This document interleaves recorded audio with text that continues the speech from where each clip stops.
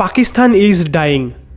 पाकिस्तान में medicine shortage चल रहा है। उनके पास डिस्प्रिन, कैलापॉल, पैनाडोल एंड ब्रूफिन जैसे बेसिक मेडिसिन भी नहीं है। फूड प्राइस आसमान छू रहा है। मिल्क प्राइस है 235 पाकिस्तानी रुपी पर लीटर, चिकन 780 पाक रुपी पर केजी, बोनलेस मीट 1000 रुपी पर KG. Same with the fuel, petrol 270 पाक रुपी पर लीटर, डीजल 262 पाक रुपी पर लीटर, केरोसिन 217 पाक रुपी पर litre. Pakistani rupee an all time low hit कर गया and this week $1 is equal to 278 Pakistani rupee के बराबर हो गया है। According to central bank of Pakistan, Pakistan की फॉरेक्स रिजर्व सिर्फ $3.25 बिलियन की रह गई है।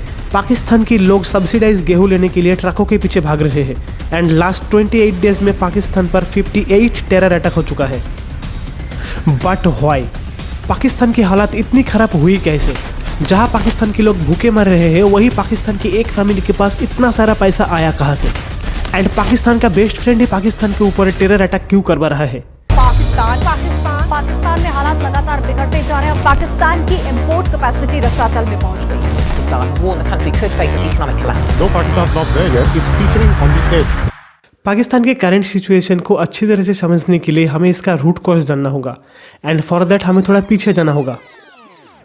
1947 में जब इंडिया पाकिस्तान का पार्टीशन हुआ था, तब पाकिस्तान को 1/3 मिलिट्री एंड ओवरऑल रिसोर्स में से 17% मिला था। उस टाइम पे 921 मेजर इंडस्ट्रीज थी, उनमें से 34 पाकिस्तान को देने की बात हुआ था। पार्टीशन के टाइम इंडिया एंड पाकिस्तान दोनों देशों का सेंट्रल बैंक RBI था, बट कंट्रोल इंडिया के पास था। इंडिया का टोटल कैश बैलेंस था 400 करोड़, जिसमें से 75 करोड़ पाकिस्तान को देने की बात हुआ था। 75 करोड़ में से 20 करोड़ 15 अगस्त 1947 को ही दे दिया गया था और बाकी 55 करोड़ को बाद में देने का डिसीजन लिया गया था। बट उस टाइम पे कश्मीर को लेकर काफ़ी कॉन्फ्लिक्ट चल रहा था, इसीलिए नेहरू जी एंड पटेल जी ने डिसीजन लिया कि हम 55 करोड़ को रोक लेते हैं, वरना पाकिस्तान इन पैसों का हथियार खरीद के हमारे ही अगेंस्ट यूज़ करेंगे।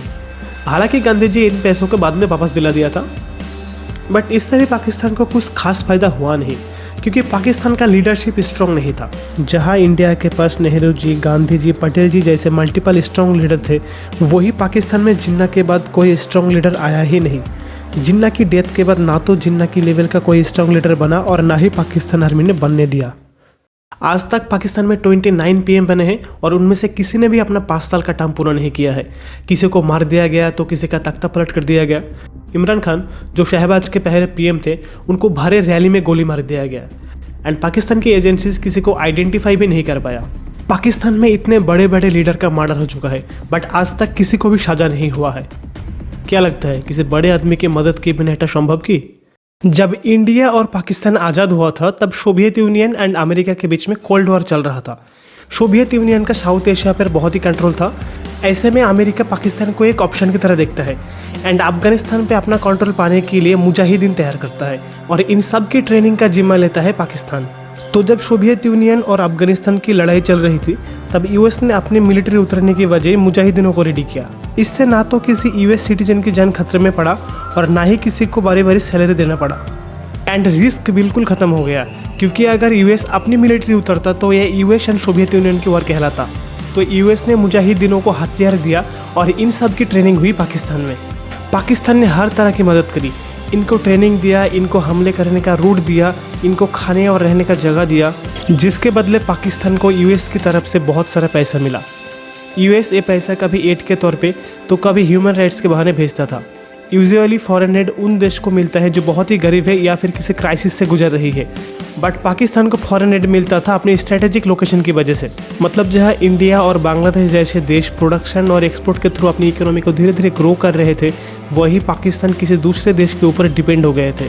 लेकिन पाकिस्तान की इकोनॉमिक सिचुएशन फिर से ख़राब होती है 1989 में, जब अफगानिस्तान वॉर ख़त्म हुआ।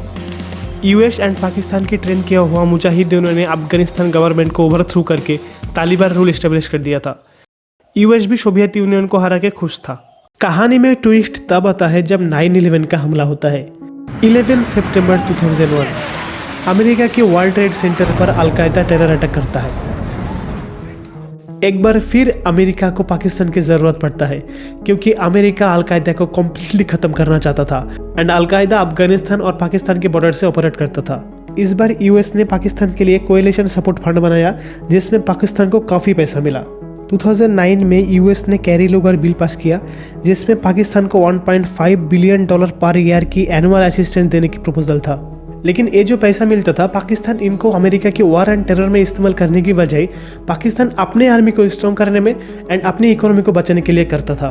पाकिस्तान आर्मी के अगेंस्ट एड के तौर पर मिलने वाले पैसों के ऊपर करप्शन के एलिगेशन लगते रहे हैं एंड यूएस ने खुद कहा है कि पाकिस्तान हमारे पैसों का मिस स्पेंड करता है। और तो और इतने पैसे मिलने के बाद भी ओसामा बिन लादेन पाकिस्तान में पकड़ा जाता है और मोस्ट वांटेड मुल्ला उमर पाकिस्तान की एक हॉस्पिटल में मरता है। डोनाल्ड ट्रंप पावर में आते ही पाकिस्तान को मिलने वाले एड को कम्प्लीटली बंद कर दिया। इससे पाकिस्तान की इकोनॉमी जो पहले से एक बबल में चल रही थी उसको बहुत बड़ा झटका लगा। फॉरेन इन्वेस्टमेंट बिल्कुल खत्म हो गया क्योंकि कोई भी बाहर की कंपनी किसी अनस्टेबल देश में इन्वेस्ट करना नहीं चाहती थी। इसके अलावा टूरिज्म भी खत्म हो गया।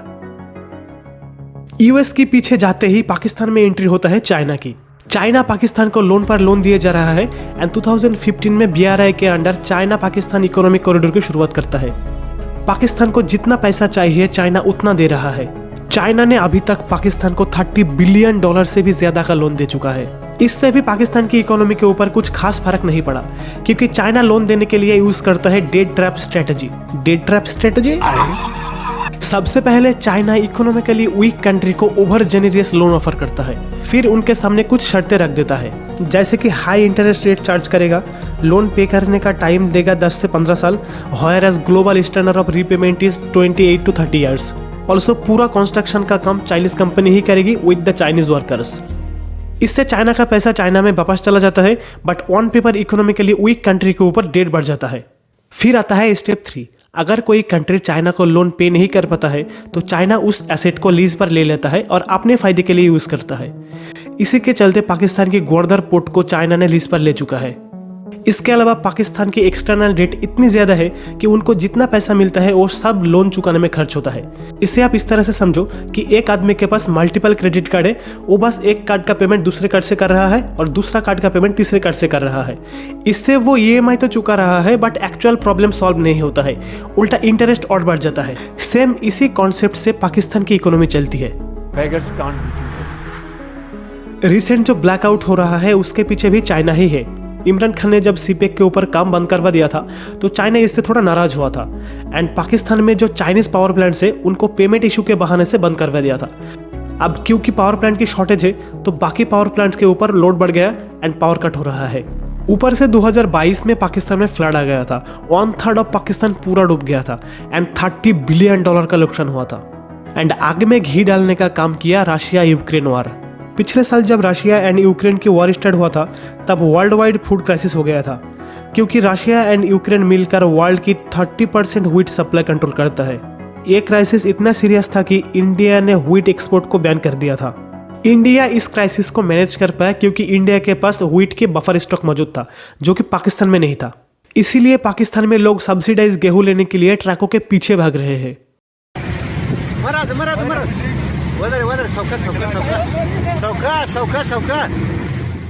पाकिस्तान के आम आदमी के पास भले ही पैसा ना हो लेकिन पाकिस्तान की आर्मी के पास पैसों की कोई कमी नहीं है। पाकिस्तान इकोनॉमिकल मिसमैनेजमेंट की सबसे बड़ा खिलाड़ी है पाकिस्तान आर्मी। पाकिस्तान अपने डिफेंस बजट में जरूरत से ज्यादा पैसा खर्च करती है।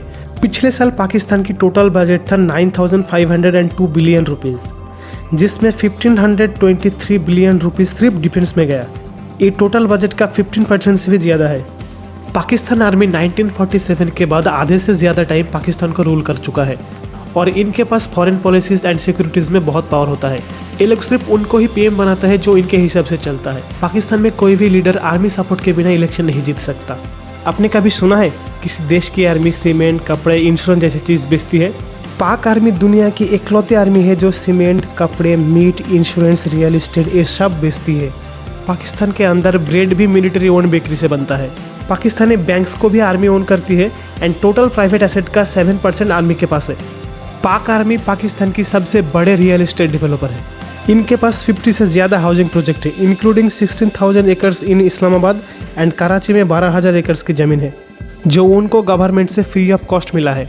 पाकिस्तान आर्मी की नेट वर्थ 1 लाख करोड़ से भी ज़्यादा है।